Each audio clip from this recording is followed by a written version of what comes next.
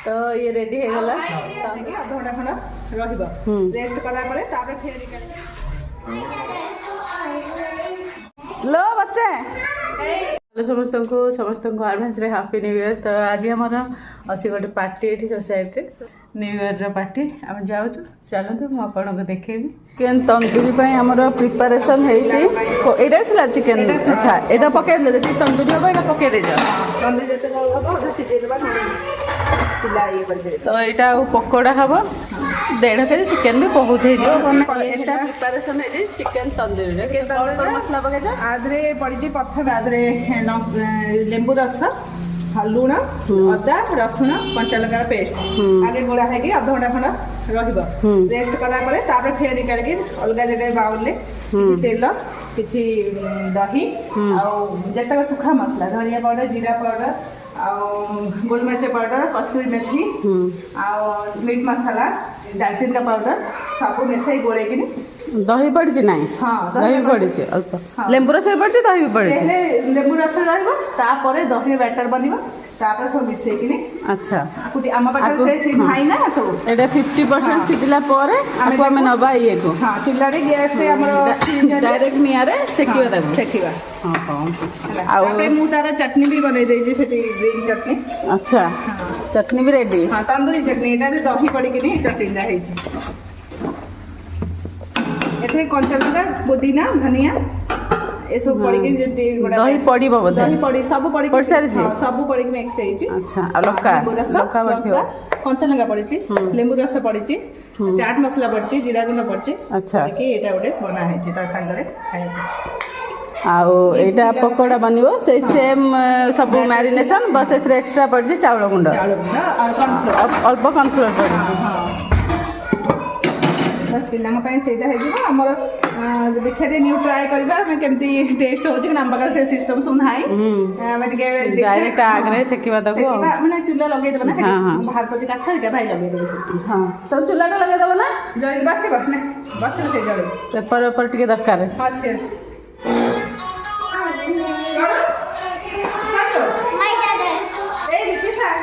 Chicken pakora हो गला ready chicken pakora. लो बच्चे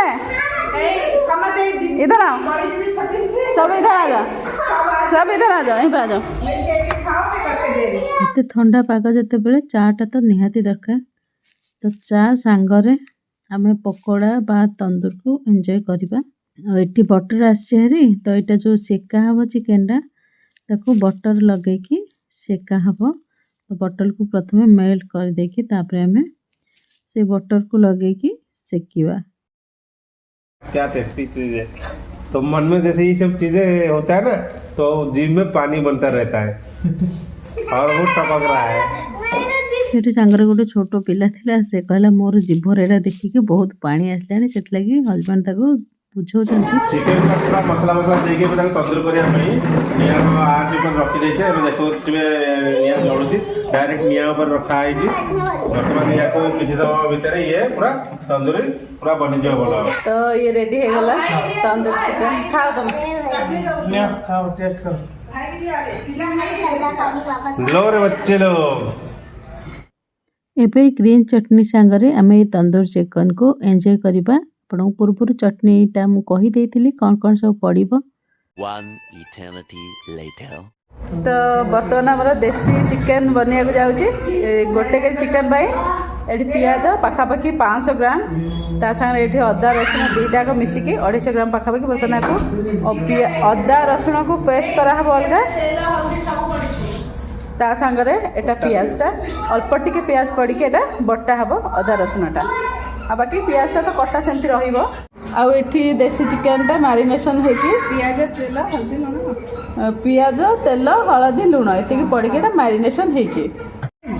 मसला सुखा मसला लंका गुंड काश्मीरी लाल मिर्च पाउडर धनिया पाउडर हल्दी।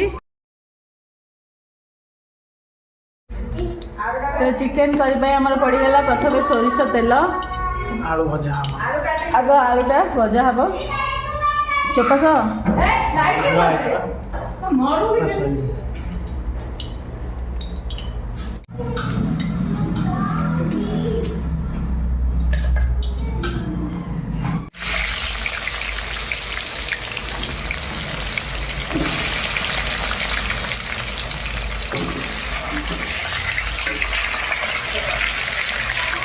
ଟିକେ ଲୁଣ ପକେଇଦେବା ଆଳୁ ଭାଜିଲା ବେଳେ।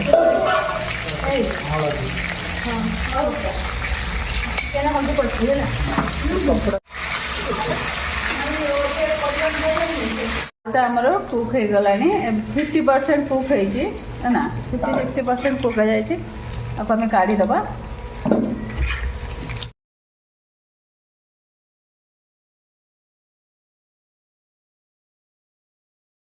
ଏବେ ସବୁ ଖଡ଼ା ମସଲା ପଡ଼ିବ ଏଥିରେ। ଗୋଟା ମସଲା ଆମର ଡାଲଚିନି ପଡ଼ିଗଲା, ବଡ଼ ଇଲାଇଚି, ତାପରେ ବଡ଼ ଇଲାଇଚି ପଡ଼ିଲା, ଛୋଟ ଇଲାଇଚି, ତାପରେ ଆମର ତେଜପତ୍ର ପଡ଼ିଲା,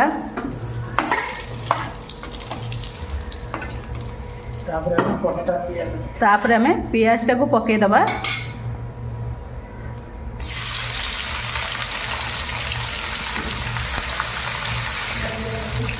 पियाज को आम गोल्डन ब्राउन होगा जाए भाजी दबा।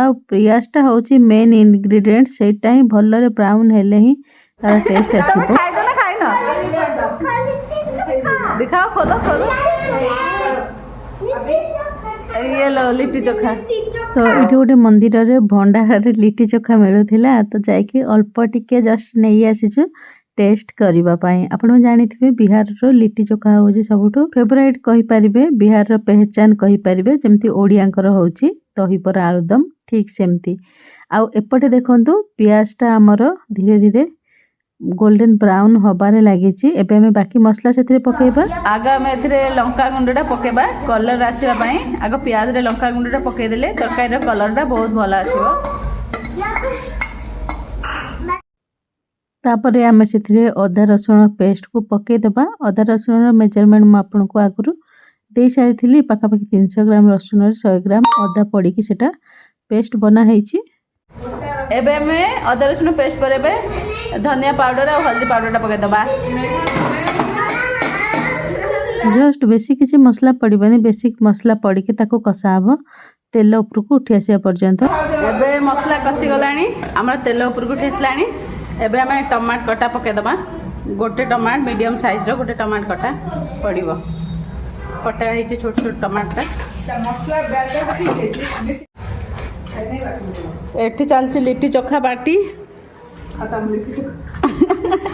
इसको खोलना, इसको खोलो मेरे को एक बाइट कर दो। अरे निकाल, अच्छा लग रहा है? नहीं अच्छा तो खा क्यों रहा है फिर? चल निकल। क्यों खाएगा? इबे तेल ऊपर को उठी सारिबा परे आमे सेथिरे जोटा मैरिनेशन करिकि चिकनटा रखिथिले ताकू पकेई दबा। आ ताकू पकेई कि आमे भलो भाबरे कसिबा। कम से कम आधा घंटा पर्यंत भलो भाबरे कसी नबा।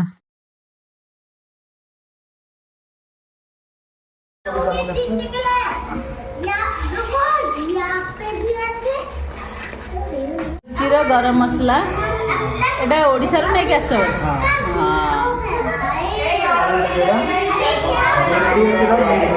एटा मीट मसला एमडीएच रो।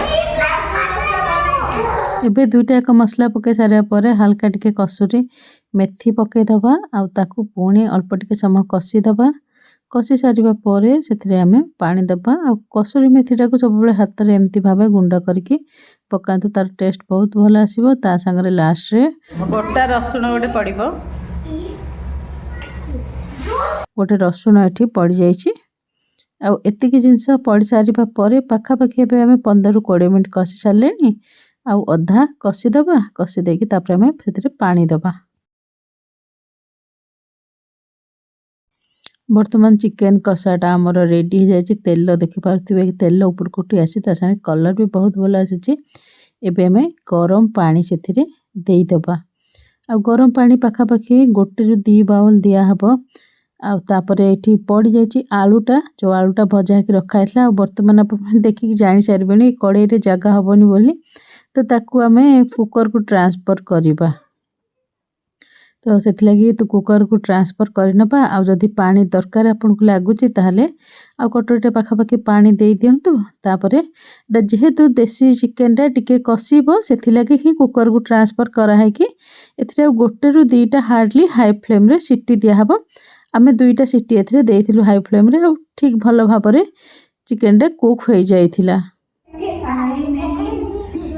आई आई आई आई आई नहीं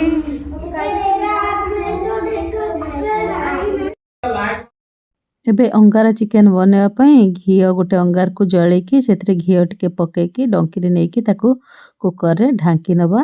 ଏବେ ଆମର 10 ମିନିଟ୍ ତାକୁ ଛାଡ଼ିଦେବା।